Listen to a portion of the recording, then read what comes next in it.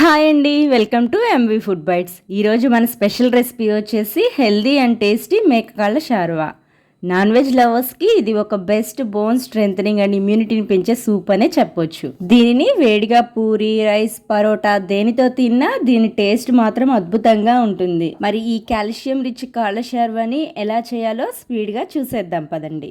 దీనికోసం నేను 2 మేకకాళ్ళు తీసుకున్నానండి. మీరు తీసుకునే క్వాంటిటీని బట్టి నేను చెప్పే ఇంగ్రీడియంట్స్ అన్నింటినీ డబల్ చేసుకోండి. ముందుగా వీటిని 1 టీ స్పూన్ ఉప్పు, 1/2 టీ స్పూన్ పసుపు వేసి ముక్కలకి ఓసారి పట్టించి ఒక్కొక్క పీసు తీసుకొని సాల్ట్, పసుపుని వీడియోలో చూపిన విధంగా బాగా స్క్రబ్ చేసుకోవాలి. ఇలా చేయటం వల్ల స్మెల్, డస్ట్ లాంటివి ఏమైనా ఉంటే అవి పోతాయి. ఈ విధంగా అన్ని ముక్కలకి పట్టించిన తర్వాత మంచినీటిని పోసి కనీసం 4-5 సార్లన్నా నీట్గా వాష్ చేసి పక్కనుంచాలి. ఇప్పుడు షార్వా రుచిని పెంచే మసాలా కోసం మిక్సర్ జార్లో 1 టేబుల్ స్పూన్ ధనియాలు, 1/2 టీ స్పూన్ జీలకర్ర, 1 ఇంచ్ దాల్చిన చెక్క, 3 లవంగాలు, 3 యాలకులు, 7-8 మిరియాలు వేసి ఈ విధంగా మెత్తని పౌడర్లా మిక్సీ పట్టి పక్కనుంచాలి.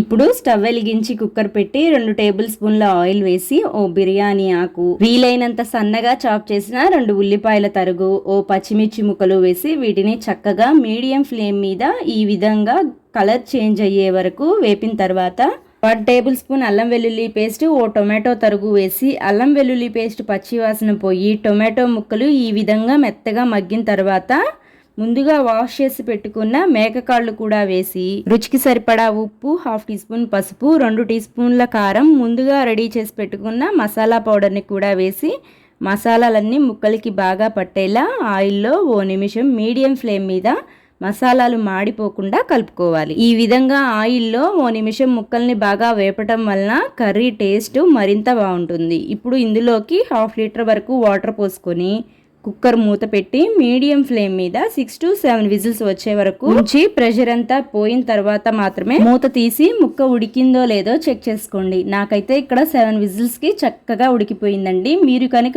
ఇలా ఉడకకపోతే మరో 2 విజిల్స్ ఎక్స్ట్రా పెట్టుకోండి.